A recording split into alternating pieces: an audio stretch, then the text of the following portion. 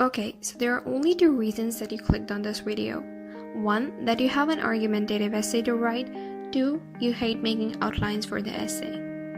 Let me tell you something, it's the same case here, so you don't need to worry about it. Writing an argumentative essay could be so fun if we could all just scribble our ideas on a piece of paper, instead of needing to think, plan, and then write out the essay. Hear me out. When I was in year 8, I was bad at grammar because English was not my first language.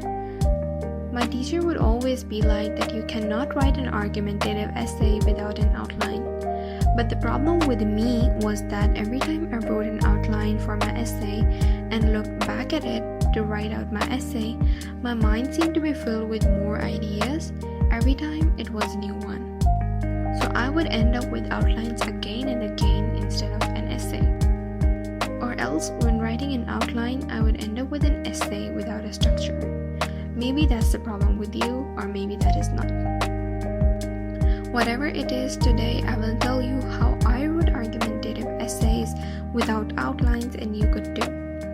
First, let's get an overview of the structure of an argumentative essay, which is an introduction, your starter paragraph, then it will be your first argument consisting of your first body paragraph, then will be your second argument, your third argument, and then comes the most important part of an argumentative essay, because this is what distinguishes an argumentative essay from a narrative or a descriptive essay. That is the counter paragraph, where you consider the other side of the topic, but you need to prove that side wrong because you are against it. And then comes up the sum up, the conclusion. I will be not explaining all the structure in this video because that is not the point, but I will surely make a video on that one as well. Now, with the help of an example in this video, I will help you write the essay, but without making an outline. So our example for today is that should schools require their students to wear uniform?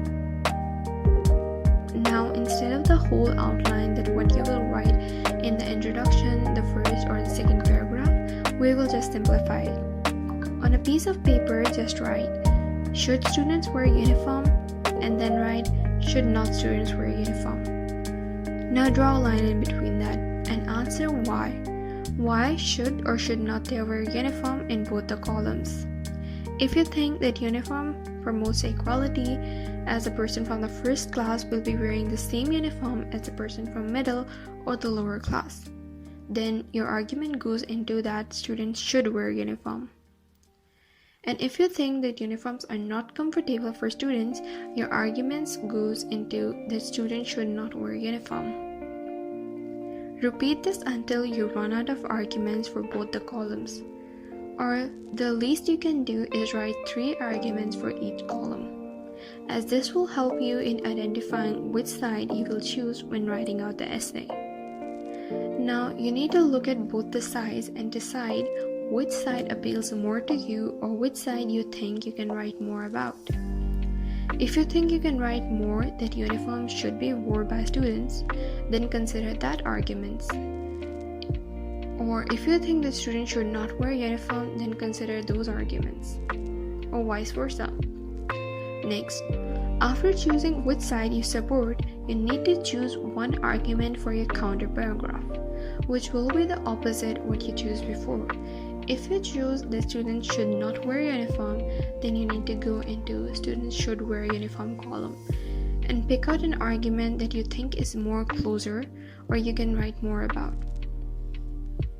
This is way more easier than planning out your whole essay beforehand, because it just feels like that you're writing 2 essays instead of 1.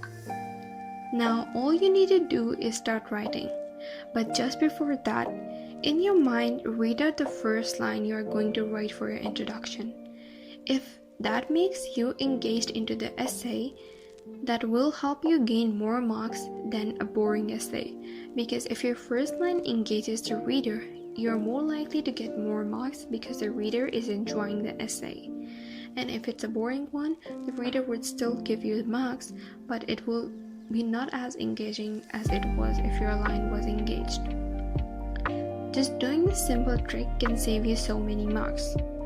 Now just write out that intro and elaborate all your arguments with one counter paragraph and a conclusion, and you are done. There will be a fully written essay on this topic at the end of the video as an example to help you. Hope this tip helped you as it took me from getting below average to well above level. Don't forget to subscribe and like the video. And I will, as always, catch you in the next one.